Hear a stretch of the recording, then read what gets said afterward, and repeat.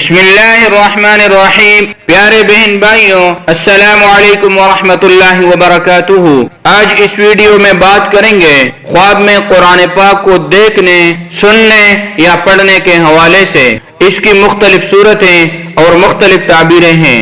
اگر آپ ان تمام صورتوں اور تعبیرات کو جاننا چاہتے ہیں تو اس ویڈیو کو آخر تک دیکھ لیجئے۔ چینل پر نئے ہیں تو سبسکرائب کیجئے۔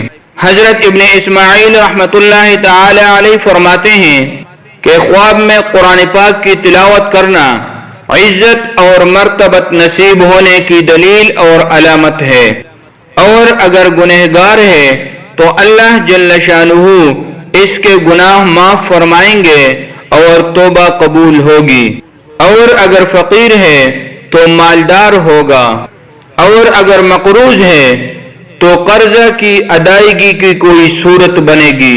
حضرت امام ابن سیرین رحمۃ اللہ تعالی علیہ فرماتے ہیں کہ خواب میں ایسی آیات کی تلاوت کرنا جس میں رحمت اور بشارت کا ذکر ہو، واجب ہے کہ صاحب خواب خیرات کر لے اور اللہ جل شانہ کا شکر ادا کرے۔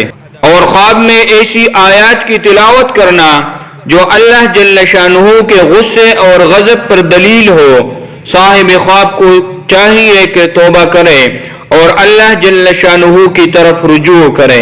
حضرت ابراہیم کرمانی رحمۃ اللہ تعالی علیہ فرماتے ہیں کہ خواب میں آدھا قرآن پاک تلاوت کرنا دلیل ہے کہ صاحب خواب کی آدھی عمر گزر چکی ہے۔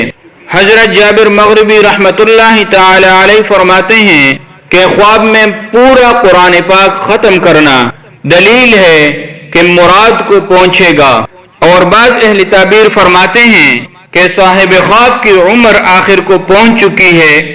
حضرت امام جعفر صادق رحمۃ اللہ تعالی علیہ فرماتے ہیں کہ خواب میں قرآن پاک کی تلاوت کرنا 4 وجہ پر ہے۔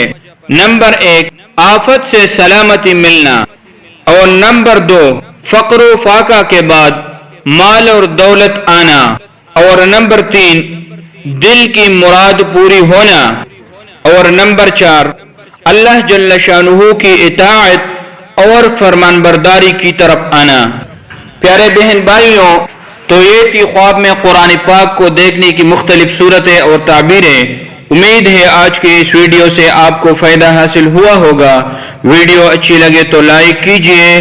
اللہ پاک آپ کو اور آپ کی فیملی کو اپنے حفظ و امان میں رکھے۔ اللہ حافظ۔